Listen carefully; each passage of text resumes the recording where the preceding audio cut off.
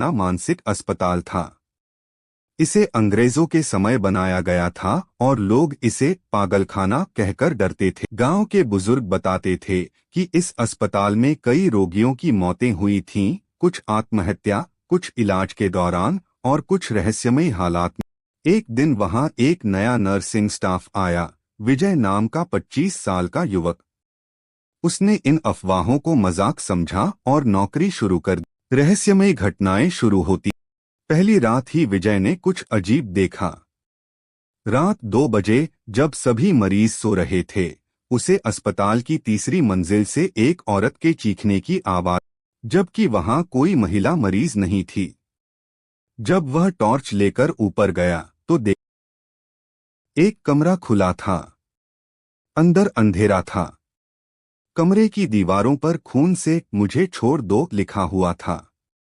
विजय डर गया और भागकर नीचे आया, लेकिन उसकी शिफ्ट की बाकी नर्सों ने कहा, तुमने भी उसे देख लिया।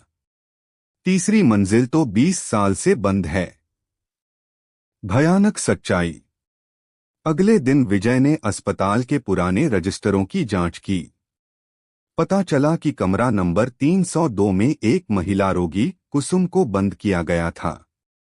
वह मानसिक रूप से बीमार थी, लेकिन कहती थी कि उसे अस्पताल के डॉक्टरों ने जबरदस्ती बंद किया। उसकी मौत इलाज के दौरान हो गई थी, लेकिन मरने से पहले उसने कहा था, मैं यहां से बाहर नहीं जा सकी। अब कोई भी चैन से नहीं जी पाएगा। आखिरी रात। एक रात विजय ने हिम्मत करके उस कमरे में जाने की सोची।